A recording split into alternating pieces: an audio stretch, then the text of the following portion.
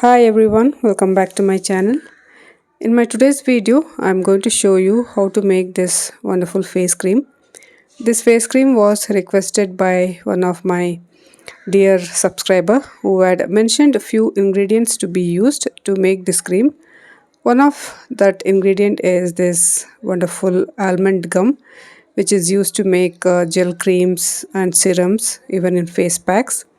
This has a very hydrating and very cooling properties for the face or skin whenever you use this. So one ingredient is this almond gum, which has to be soaked very well so that you can use it in your face pack or a hair pack or hair shampoo.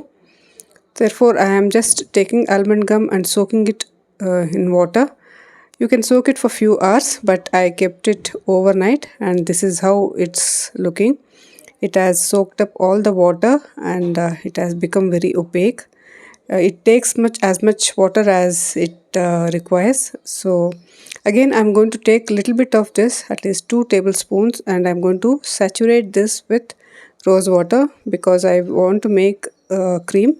I need to use this almond gum. Therefore, I am saturating it with rose water so that it becomes more transparent, more gel-like, so that it is easy for me to use in the uh, cream. So let me see how this product or this ingredient works up in a cream, because I have not used this almond gum in any of my creams. I usually use aloe vera gel. So let's make the cream and I'm going to show you the ingredients. First of all, I'm using shea butter and oils. That is jojoba oil and avacado oil, because any cream has oils in it. So I'm just taking these many oils, and the almond gum, which has soaked up very well, and glycerin. So these are the main ingredients of the cream. And she had also mentioned using beeswax. So I'm using beeswax as an emulsifier. That is, whenever you are making a cream, it has two phases. One is the water phase and one is the oil phase.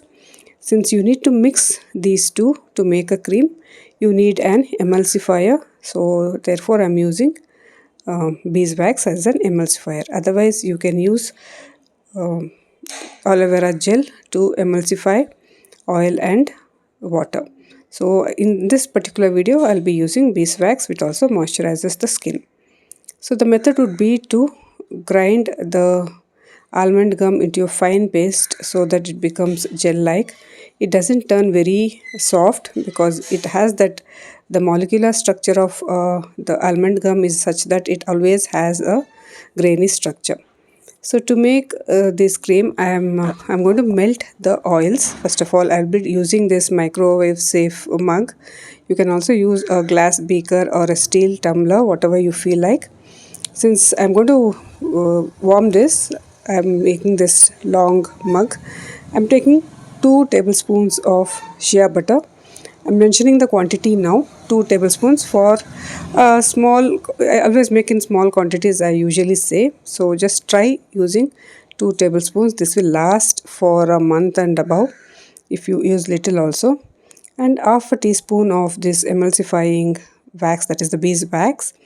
You need to take just half a teaspoon. Since beeswax is very thick, you need to be very careful in using a limited quantity because it can block the pores. To this thick oils, add thin oils, that is the avocado oil 1 teaspoon and jojoba oil 1 teaspoon. These butters have to be melted now. You can melt it in a microwave for 10 seconds or use this water bath to melt the oils. So just place a pan, put water in that, let it boil. Meanwhile, collect the almond gum which you just ground into fine paste. Usually, you cannot make the almond gum into very fine paste because the molecular structure is that it will always be grainy.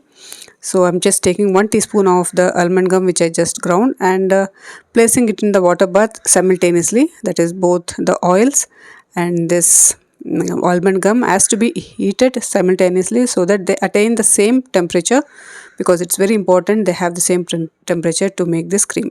So after 10 minutes, you will see that the oils have melted. Always use a low flame. The oils are melted to a correct temperature. That is, beeswax takes a little bit extra time to melt, so be careful. Just keep an eye on the waxes. It has to melt properly. So after 10 minutes of melting, this is how it looks. Now you need to remove from the water bath and allow this to cool to semi-solid. That is the oils which has melted well.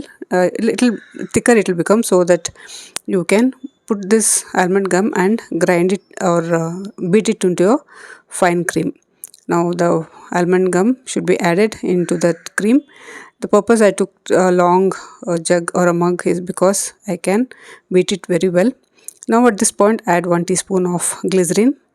So all these are extra ingredients which is very good for the skin. It's always important to use it in the creams so that it has a very good effect on your face or skin.